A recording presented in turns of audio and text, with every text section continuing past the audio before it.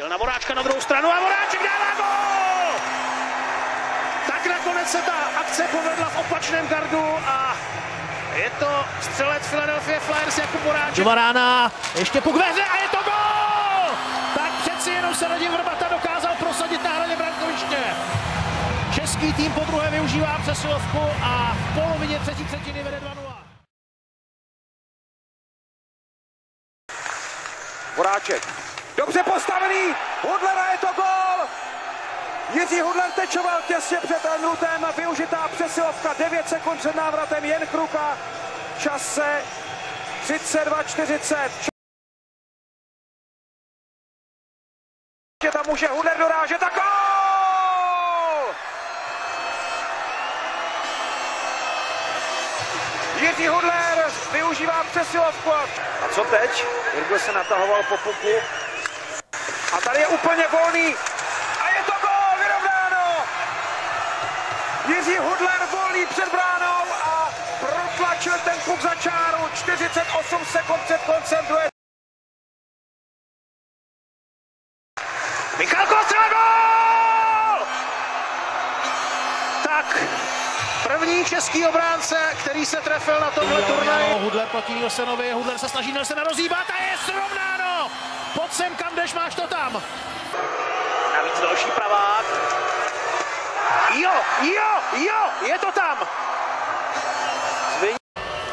Krát rychlejší nájezd a Jirgl dává! Tam věnoval náš lékař, ale vypadá to, že to bude dobré. Pokles střední pásmo, Koukal při oslabení, jde na Kristana, gól! Petr Koukal při vlastním oslabení, čas. Voráček.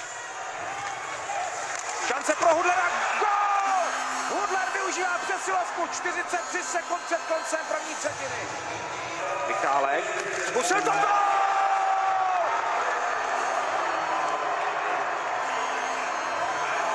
14 sekund od začátku přesilovky Zbyněk Modrář podle tréninkových dresů a Novotný gól!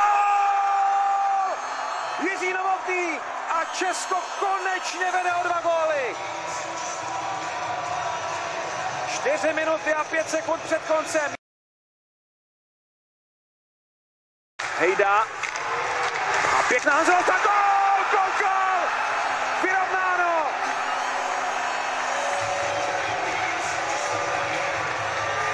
Čas. Fleischmanna, puk je stále ve hře, Plekanec.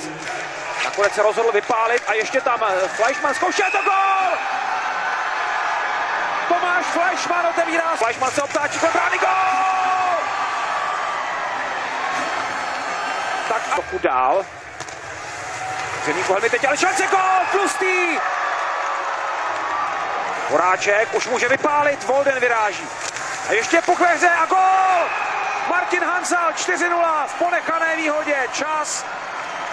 Ještě to stihne Michálek na modré čáře, vystřel, gól! Michálek dává gól a díval jsem se na hodiny, mělo by to platit. Stále Radim Vrbata a udělal to bravurně, ještě dorážka, gól, Radim Vrbata. Novotný před brankou, Irgl 7-0.